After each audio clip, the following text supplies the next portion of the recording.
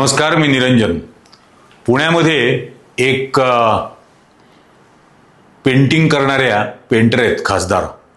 त्यांना हिरव्या भिंती भगव्या करायला वगैरे फार आवडतं आणि अतिशय फालतू गोष्टींमध्ये या बाईला महत्त्व देण्याची सवय लागलेली आहे. यापूर्वीही अशा प्रकार त्यांनी केला होता. एका ठिकाणी कुठेतरी भिंतीला हिरवा रंग होता तर त्या हिरव्यावरती त्या भगवा रंग द्यायला गेल्या होत्या. आता हे सगळं करून त्यांना काय साध्य करायचं असतं कळत नाही. म्हणजे इतका मूर्खपणा या खासदार करत असतात. भारतीय जनता पक्षाच्या खासदार आहेत मेधा कुलकर्णी, आणि त्यांना एक खासदार म्हणून, लोकप्रतिनिधी म्हणून संविधानाची शपथ घेतल्यानंतर किती जबाबदारीने वागायला हवं याची किंचितही कल्पना नाही. अत्यंत बेजबाबदार पद्धतीने ही मेधा कुलकर्णी नावाची खासदार वागत असते. आणि यापूर्वीही मी त्यांच्याबद्दल एक व्हिडिओ केला होता, बहुजनांनो यांचा कावा ओळखा. याची वरती लिंक पण देऊन ठेवतो, डिस्क्रिप्शनमध्ये सुद्धा त्या व्हिडिओची लिंक देऊन ठेवतो.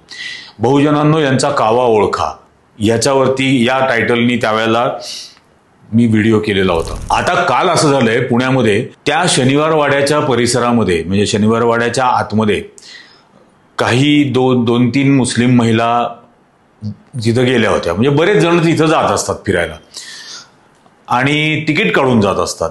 त्या तिथं आतमध्ये गेलेल्या होत्या.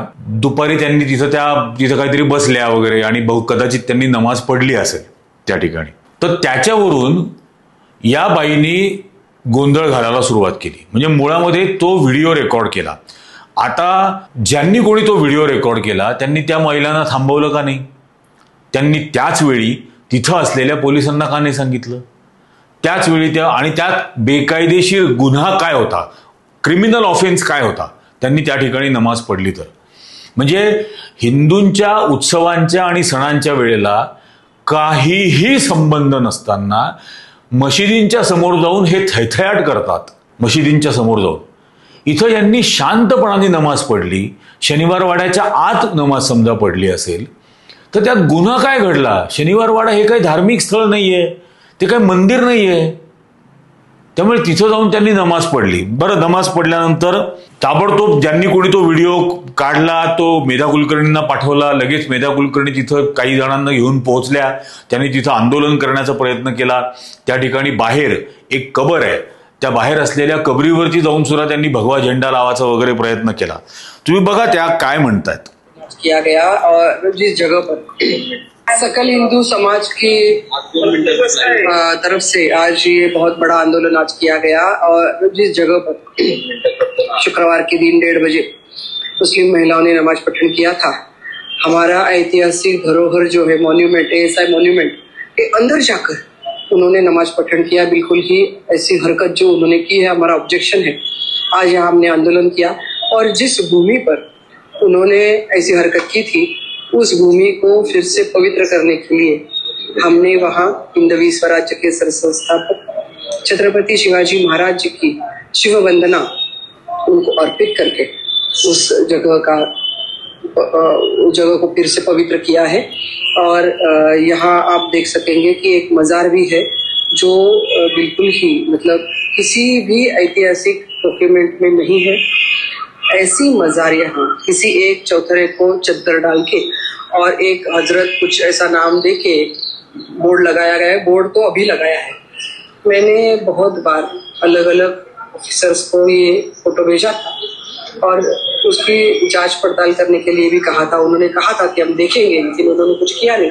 तो आज हमने वहां जाकर हमारा भगवा झंडा लगाने की कोशिश की, लेकिन उन्होंने हमें धक्के मारकर बाहर निकाला है. आता हा एक व्हिडिओ झाला. याच्यानंतर त्या आणखीन एका व्हिडिओत बघा काय म्हणतात. मजार सदृश परिस्थिती निर्माण केली आहे, त्याला आमचा विरोध आहे. असा कोणाचाही त्या ठिकाणी मृत्यू झालेला नाही की जिथे मजार बांधली. खोदून बघावं त्यांनी तिथे. चॅलेंज आहे माझं. कशावर तरी चादर चढवायची आणि हजरत हे हजरत ते लावायचं. शंकराचं मंदिर आहे तिथे पिंड आमच्या वास्तूमध्ये. अशा प्रकारे जागा बळकवण्याचा जर प्रयत्न झाला तर तो चालणार नाही. मजार हे त्या म्हणतायत की असं कोणाचा मृत्यू तिथं झालेला नाही, अशी कोणाची तिथं कबर नाही, आणि हवं तर खोदून पाहावं. मग आणखीन एक येडी त्यांच्याबरोबर कोणतरी आहे, ती म्हणते तिथे शंकराची पिंड आहे. त्याच्यानंतर हे आता काय नवहिंदुत्ववादी किंवा हे नवीन नवीन बाटून जे हिंदू झाले आणि हिंदुत्ववादी झाले ते काय म्हणतात बघा.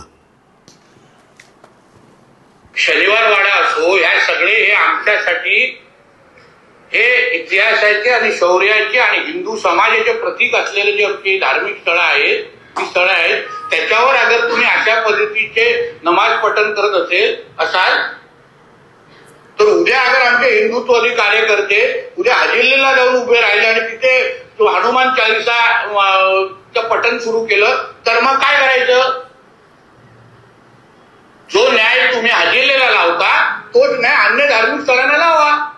शनिवार वाडा असो, ह्या सगळे हे आमच्यासाठी हे इतिहासाचे आणि शौर्याचे आणि हिंदू समाजाचे. आता हे यांनी काय तारे तोडलेत हे आपण बघितलं.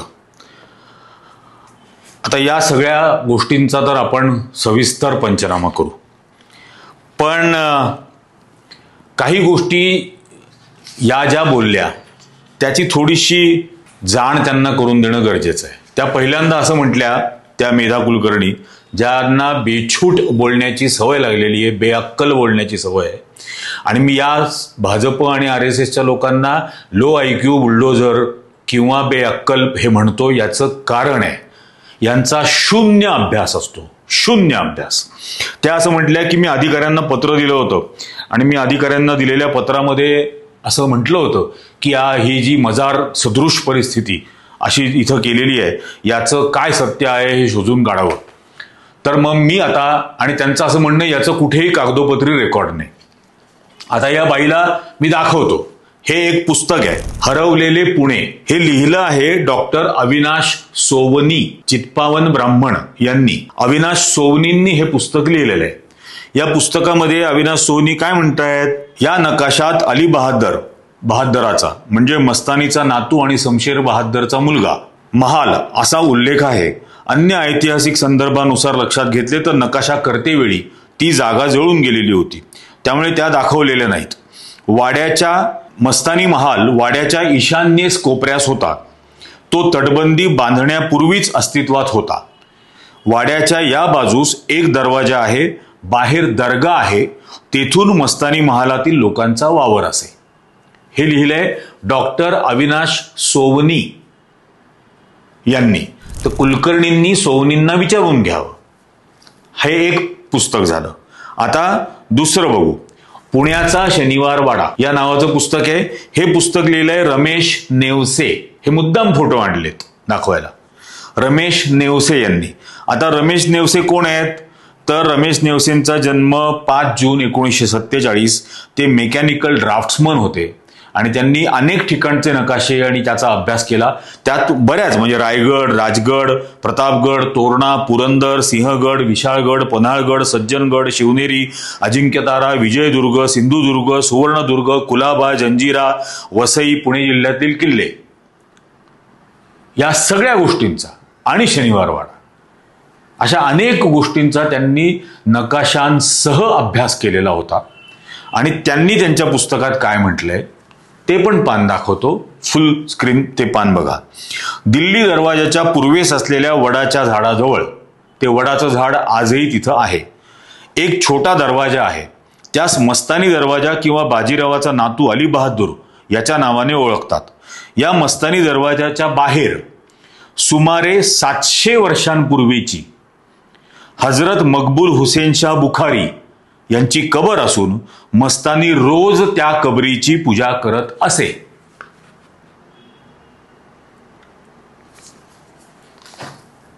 सातशे वर्षापूर्वी हे या 1947 साली ज्यांचा जन्म झाला होता आणि ज्यांनी हे पुस्तक प्रसिद्ध केलं, आपण असं समजत धरू की त्यांनी 30व्या 40व्या वर्षी जरी प्रसिद्ध केलं असेल तरी 1980-87 साली हे केलं.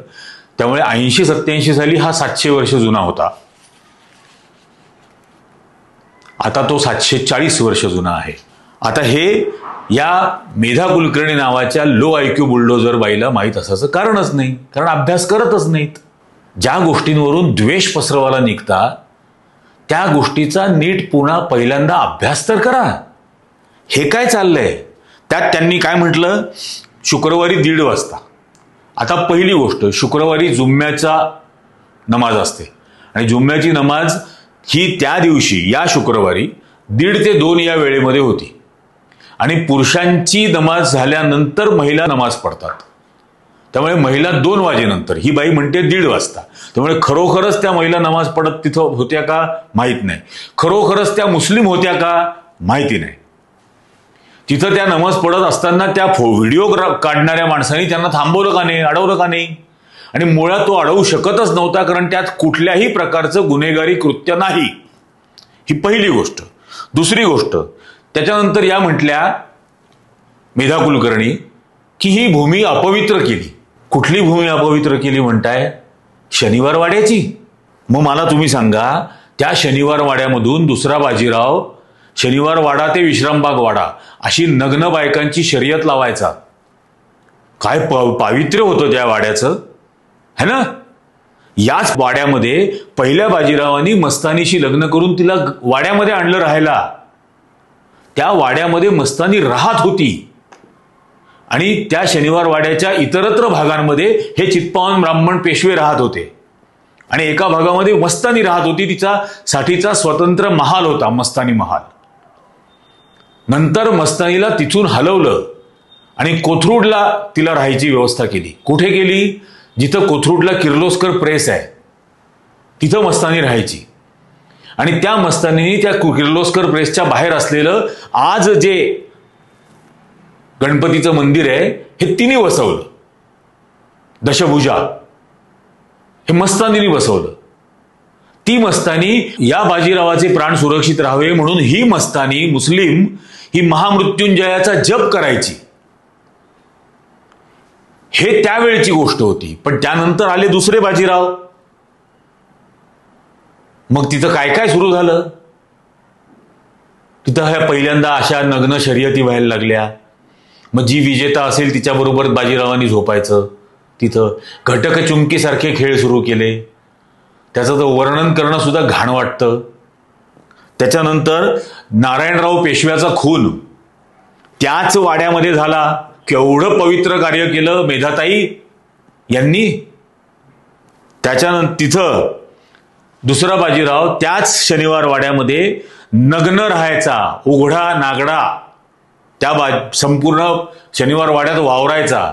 दुपारी 12-12 वाजेपर्यंत नग्न असलेल्या इतर 100 बायकांबरोबर आंघोळी करायचा. हे सगळं लिहिलेलं आहे. हे मी दुसरा एक भाग केलेला आहे, त्याची इथं आय लिंक देऊन टाकतो. त्यात पेशवा स्टोरी पार्ट 2 हा केला होता, तोही बघा. त्याचीही लिंक खाली डिस्क्रिप्शन मध्ये टाकतो. या पेशव्यांची सगळी थेरं त्या शनिवार वाड्यातली आणि यांचं सगळं चारित्र्य हे त्या व्हिडिओमध्ये पुराव्यासह आहे, ऐतिहासिक पुराव्यांसह. याच शनिवार वाड्यामधून आदेश काढला गेला ना, सातारच्या प्रतापसिंह राजे भोसलेंना अटक करून तुरुंगात टाकण्याचा, हातापायात बेड्या घालून. काय पावित्र्य होतं हे? छत्रपतींच्या घराण्याशी केलेली बेईमानी या पेशव्यांनी, याचं तुम्ही भूषण सांगता आणि अशा भूमीला तुम्ही पवित्र म्हणता. हे बघा, हे आणखीन एक पुस्तक आहे, मराठ्यांचे दासीपुत्र अर्थात पायपोस किमतीचे पेशवे. यामध्ये सगळे कारनामे आहेत आणि यातही संदर्भ दिलेले आहेत ऐतिहासिक. हे वाचा. त्या आनंदीबाईंनी याच पेशव्या या शनिवार वाड्यामध्ये धचा मा करून नारायणराव पेशव्याचा खून केला. हे सत्य आहे ना? मग ती परंपरा आनंदीबाईची मेधाताई तुम्ही चालवू नका, धचा मा करू नका. आणि कृपा करून आर्किओलॉजिकल सर्व्हेच्या साईटमध्ये मॉन्युमेंटमध्ये आतमध्ये जाऊन त्यांनी नमाज पडली. अरे मग काय झालं? आर्किओलॉजिकल सर्व्हेच्या अंतर्गत ताजमहाल पण येतो, तेही धार्मिक स्थळ नाहीये, पण तिथेही नमाज पडली जाते. आणि बाबरी मस्जिद ही पण आर्किओलॉजिकल सर्व्हेच्या अंडर होती, ते पाडून टाकलं तुम्ही आणि तिथं आता आरत्या म्हणता की नाही. शनिवार वाडा हे धार्मिक स्थळ नाही, हे पहिल्यांदा लक्षात घ्या. आणि ते पवित्र स्थळ तर अजिबातच नाही. इतक्या रंगरंगेल्या तिथं झालेल्या आहेत. तो व्हिडिओ नक्की बघा सगळेजणांनी. आणि म्हणते मजार नाही, त्याची पुरावे नाहीत, आणि 8 दिवसात हा नाही काढला तर मग आम्ही काय करू. जा ना कोर्टामध्ये, तुमचं सरकार आहे, तुमचं आर्किओलॉजिकल सर्वे आहे, करा पुरावा गोळा. आणि हे देशभर जे नाटक चालवले ना, खोदून पहा, खोदून पहा, खोदून पहा. मी सर्वोच्च न्यायालयाच्या न्यायाधीशांना पत्र पाठवलं होतं चीफ जस्टिस असताना चंद्रचूडला, की मी वाचलेल्या महाभारताप्रमाणे महाभारताचं युद्ध जिंकल्यानंतर पांडवांनी श्रीकृष्णाच्या सन्मानासाठी एक महाभव्य मंदिर बांधलं, आणि माझ्या माहितीप्रमाणे ते महाभव्य मंदिर हस्तिनापूरमध्ये जे बांधलं ते आजच्या दिल्लीमध्ये सर्वोच्च न्यायालयाच्या खालती आहे. कृपया खोदायची परवानगी द्या. आणि हे असं चालणार आहे का या देशात? या देशात कायदा नावाची काही व्यवस्था आहे की नाही? इकडे खोदा, तिकडे खोदा, तिकडे खोदा. आणि हे का करताय तुम्ही हे कळत नाही. त्या मुरली धरलेल्या मोहोळचं भ्रष्टाचाराचं प्रकरण बाहेर आलं. प्रेम बिराडे सारख्या मुलावरती अशाच मनुवादी प्रवृत्तीच्या, ब्राह्मण्यवादी प्रवृत्तीच्या लोकांनी अत्याचार केला, अन्याय केला. त्याला लंडनमधली नोकरी गमवायला लागली. या गोष्टींवरचं लक्ष दुसरीकडे वळवण्यासाठी म्हणून हा धार्मिक द्वेष पसरवायला बघताय. लोक मूर्ख नाही आहेत. या तुमच्या हिंदू असलेल्या लक्षावधी शेतकऱ्यांची दुरावस्था झालेली आहे मराठवाड्यात. एवढा हिंदू धर्माचा जर तुम्हाला कळवळा असेल ना, तर त्या मराठवाड्यातल्या शेतकऱ्यांना द्या तुमच्याकडची सगळी संपत्ती आणि करा त्यांचं आयुष्य उभं. हे मुरलीधर मोहोळची एकट्याची संपत्ती जरी दिली ना मराठवाड्यातल्या शेतकऱ्यांना, तरी ती काही 1000 कोटीची निघेल. आणि हे चाललेत जागेवर कब्जा घ्यायचा आहे म्हणे यांना. काय त्याच्यात जागेवर कब्जा घेतला? 700 वर्षापासून ती मजार आहे, जशी होती तशीच आहे. तिथं फक्त एक बोर्ड लावला असेल आता, त्याच्यावरून जागेवर कब्जा घेतला. आणि मग मुस्लिम समाजाची असलेली जागा बाबरी मशिदीसारखी, हिच्यावर कोणी कब्जा घेतला? सर्वोच्च न्यायालयाने निकालात काय सांगितलं निकाल देताना? की ही 30-35 वर्षापासून यांच्या ताब्यामध्ये असल्यामुळे आता ही यांना देऊन टाकायची. या पद्धतीने या देशातल्या गोष्टी घडणार आहेत का? आमच्या वास्तू बळकावणं म्हणे. आणि नंतर ते दुसरे नव हिंदुत्ववादी बाटलेला कसा जास्त कडवा आहे असं दाखवण्याचा प्रयत्न करतो ना, तसं प्रकरण आहे. आधी हे काय बोलले तुम्ही ऐकलं? आता यांचे 2 फोटो बघा. हे पहिल्या फोटोमध्ये नाशिकमध्ये एका मदरस्यामध्ये फातेहा करत होते.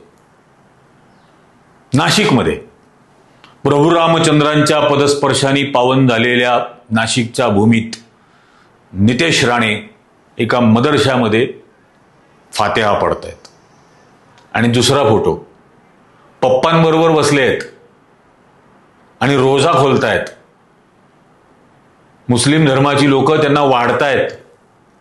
आणि ते मोठं सजवलेलं ताट, टेबल अन्नानी पदार्थांनी, त्याच्यावरती हे रोजा पडतायत. कन्फर्म जन्नती आहे, 100% कन्फर्म. आणि आता काय सांगतोय की शनिवार वाडा हे आमचं धार्मिक स्थळ आहे. होय, शनिवार वाडा कुठल्या धर्माचं स्थळ आहे? हा शनिवार वाडा बाळाजी पंत नातू नावाच्या चित्पावन ब्राह्मणांनी युनियन जॅक फडकावला इंग्रजांचा. त्यांनी खबरी म्हणून काम केलं इंग्रजांचं. बाळाजी पंत नातू, इतिहास वाचा. नितेश राणे, बाळाजी पंत नातूंनी फितुरी केली आणि शनिवार वाडा महाराष्ट्रातली मराठेशाही संपवली. शनिवार वाड्यावरती युनियन जॅक इंग्रजांचा झेंडा फडकवणारा बाळाजी पंत नातू होता. हे धार्मिक स्थळ नाही. ही आधीची सगळी कृत्य सांगितली. कशा नग्न शर्यती व्हायच्या, घटक चुंकी व्हायचं, नारायणराव पेशव्याचा खून कसा झाला, दुसरा बाजीराव तिथं नागडा कसा फिरायचा, अशा अनेक किस्से आहेत. लोकहितवादींची पुस्तकं वाचा. ते दुसरं पुस्तक जे दाखवलं मराठ्यांचे दासीपुत्र, पायपोस किमतीचे पेशवे, ते पुस्तक वाचा. मी पाठवतो PDF हवं असेल तर नितेश राणेंना. पण असल्या गोष्टीला कृपा करून पहिल्यांदा हे असं काही बोलू नका की हे धार्मिक स्थळ आहे, धार्मिक स्थळाच्या ठिकाणी असं केलं का, आणि असं केलं हाजी अलीला जाऊन आम्ही केलं तर चालेल का? तुम्ही जा ना, नितेश राणेंनी स्वतः जावं हाजी अलीला, एकट्याने जावं आणि म्हणावी एखादी आरती आतमध्ये जाऊन. हे इतरांच्या जीवावर कशाला नाचायचं? स्वतःमध्ये जी धमक असेल ना त्यावर काहीतरी करावं. हे इतरांना करायला सांगणं तर खूप सोपं असतं. इतरांची माथी फिरकावणं, भडकावून देणं हे खूप सोपी गोष्ट आहे. हे स्वतः करण्याची धमक ठेवावी एकट्याने आणि मग असल्या गोष्टी सांगायच्या. आणि ही पुस्तकं पण जरा वाचा, नितेश राणेंनी पण वाचावी. हरवलेलं पुणं आणि शनिवारवाडा, पुण्याचा शनिवारवाडा, ही दोन्ही पुस्तकं वाचा. आणि हे कोण होते लिहिणारे, डॉक्टर अविनाश सोहनी वगैरे, याचाही तपास घ्यावा. आणि त्यांनीच म्हटलेलं आहे 700-700 वर्षापासून जुना असलेला हा मजार. आणि ऑलरेडी जो थैथयाट देशभर चालवलेला आहे, कुठलाही हिंदूंचा सण असला, रामनवमी असली की रामनवमीची मिरवणूक काय निघते आणि मग ती मशिदीच्या समोर जाऊन थैथयाट करून नाचते काय. त्या मशिदीवरती चढून कोणतरी मारुतीचा झेंडा लावतं, हनुमानाचा. त्या झेंड्याकडे पाहून प्रभू रामचंद्र म्हणत असतील हनुमानाला की अरे तू इथं कसं काय. आता हनुमान म्हणत असेल तुमच्याच भक्तांनी आणून लावलंय मला इथं. या अवस्थेला नेऊन ठेवलेलं आहे सगळं.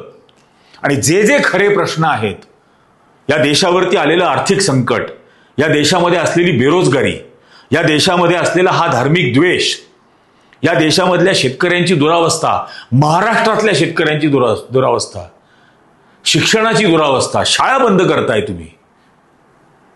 आणि नाशिक सारख्या ठिकाणी हजारो कोटी रुपये खर्च करणार आहात गांजा फुकाला. फक्त इथं लोक येतील. मुलांचं शिक्षण दूर करायचं. 60,000 शाळा बंद केल्या. 60 लाख विद्यार्थी शासकीय शाळांमधले शिक्षणापासून वंचित केले.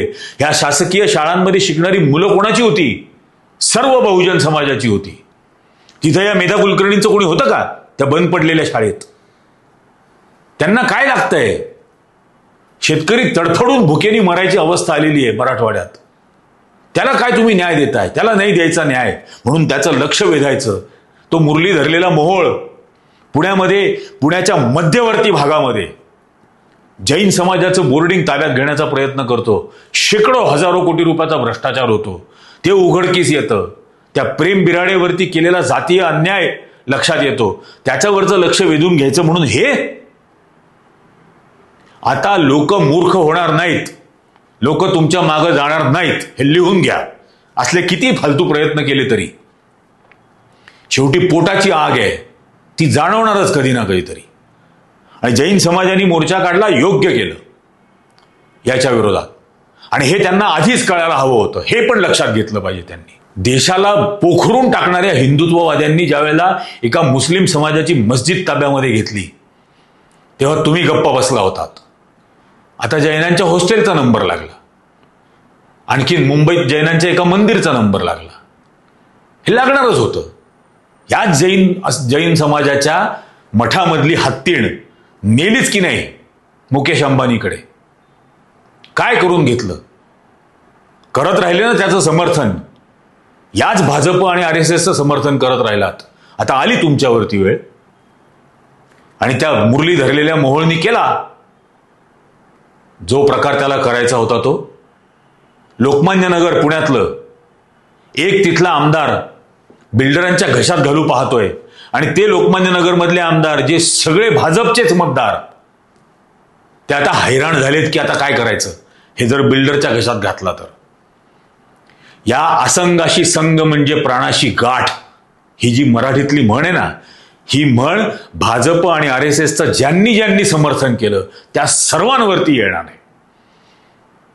कारण हे फॅशिझम कोणालाच सोडत नाही, स्वतःच्याही लोकांना सोडत नाही. या भाजपचं समर्थन करणाऱ्याच सोनम वांगचुकला ठेवलाय की नाही तुरुंगात? तुम्हाला भी नंबर आहे का?